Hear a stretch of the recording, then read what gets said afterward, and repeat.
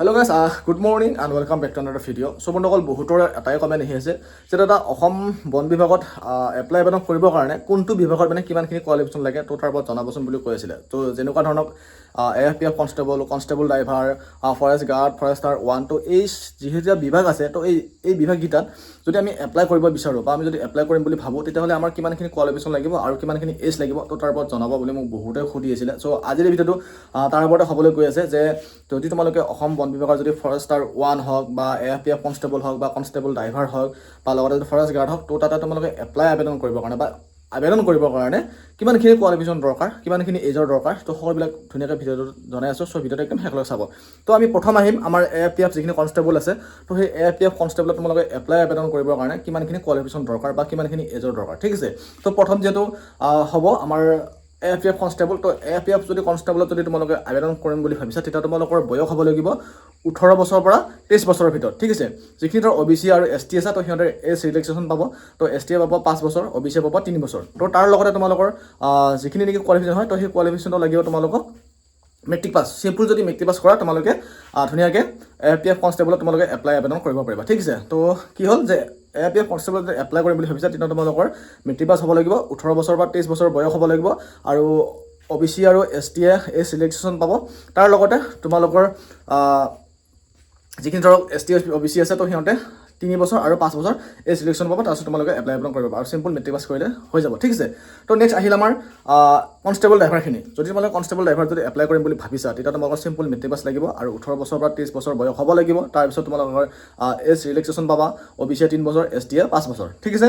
আৰু লগতে লাগিব তোমালোকৰ ড্ৰাইভিং লাইচেঞ্চ, LMB হওক HMB হওক। যদি তোমালোকৰ সেই কনষ্টেবল ড্ৰাইভাৰত এপ্লাই কৰিম বুলি ভাবিছা ড্ৰাইভিং লাইচেঞ্চ লাগিব, মেট্ৰিক পাছ হ'ব লাগিব, 18 বছৰৰ পৰা 23 বছৰ বয়সত হ'ব লাগিব। তাৰপিছত এজ ৰিলেক্সেশ্যন পাব, OBC 3 বছৰ আৰু ST 5 বছৰ। নেক্সট আহিল আমাৰ ফৰেষ্ট গাৰ্ডখিনি। তো যদি তোমালোকে ফৰেষ্ট গাৰ্ডত যদি এপ্লাই কৰিম বুলি ভাবিছা তেতিয়াহ'লে তোমালোকৰ এজ হ'ব 18 বছৰ পৰা 40 বছৰৰ ভিতৰত। তো তাৰপিছত তোমালোকে এজ ৰিলেক্সেশ্যন পাবা, OBC 3 বছৰ, ST 5 বছৰ আৰু লগতে তোমালোকৰ হায়াৰ ছেকেণ্ডেৰী পাছ হ'ব লাগিব। তো যদি তোমালোকৰ হায়াৰ ছেকেণ্ডেৰী পাছ হয় তেতিয়াহ'লে তোমালোকে ফৰেষ্ট গাৰ্ডত এপ্লাই কৰিব পাৰিবা। তাৰ বাহিৰে যদি তোমালোকে মেট্ৰিক পাছ কৰিছা তেতিয়া তোমালোকে ফৰেষ্ট গাৰ্ডত এপ্লাই কৰিব নোৱাৰা, কাৰণ ফৰেষ্ট গাৰ্ডত এপ্লাই কৰিবৰ কাৰণে তোমালোকক লাগিব হায়াৰ ছেকেণ্ডেৰী পাছ, ঠিক আছে।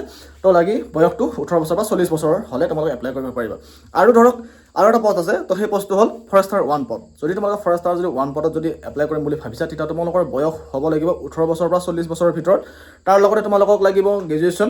আগতে ধৰক হায়াৰ ছেকেণ্ডেৰী পাছ কৰিলে তোমালোকে ফৰেষ্টাৰ 1ত এপ্লাই কৰিব পৰা আছিলে, কিন্তু তাৰপিছত এই যিটো এডুকেশ্যন লেভেলটো অলপ হাই কৰি দিয়া হ'ল। তাৰপিছত তোমালোকক এতিয়া গ্ৰেজুৱেশ্যন হ'ব লাগিব। তো গ্ৰেজুৱেশ্যন তোমালোকক এনি ষ্টেমৰ পৰা পাছ কৰিলে হ'ল। তোমালোকে আৰ্টছ হওক, ছায়েন্স হওক, কমাৰ্চ হওক, যিটোৱে নহওক কিয় যদি তোমালোকে চিম্পলকৈ যদি গ্ৰেজুৱেশ্যন পাছ কৰি থৈছা তেতিয়া তোমালোকে ফৰেষ্টাৰ 1ত এপ্লাই কৰিব পাৰিবা। আৰু বয়সটো হ'ল 18 বছৰৰ পৰা 40 বছৰৰ ভিতৰত। তাতেও এজ ৰিলেক্সেশ্যন থাকিব, OBC ৰ কাৰণে 3 বছৰ, ST ৰ কাৰণে 5 বছৰ। তো এইখিনি যদি তোমালোকৰ আছে কোৱালিফিকেশ্যন, HLC হওক, HS হওক বা গ্ৰেজুৱেশ্যন হওক, তোমালোকে এই পদকেইটাত এপ্লাই কৰিব পাৰিবা। বাকী যদি কিবা জানিব লগা থাকে অসম ফৰেষ্টৰ বিষয়ে তো মোক কমেণ্ট কৰি দিয়ক, ইনষ্টাগ্ৰামত যাওক, মেছেজ কৰক। তো ধুনীয়াকৈ মই তোমালোকক জনাই দিম। ইনষ্টাগ্ৰামত সঞ্জীৱ অসম বুলি মাৰিলে আহি যাব, তাতে তোমালোকক মেছেজ কৰক কেনেকুৱা ধৰণৰ জনাব লাগে কথা, তো মই তোমালোকক জনাই দিম।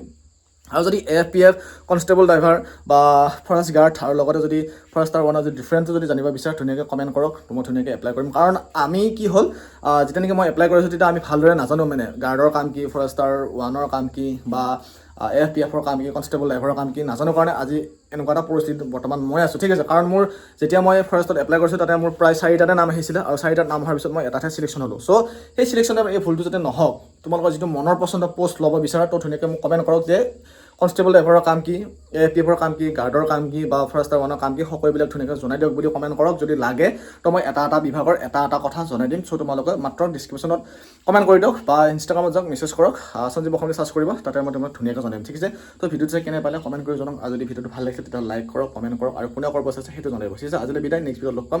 বাই বাই, জয় অসম।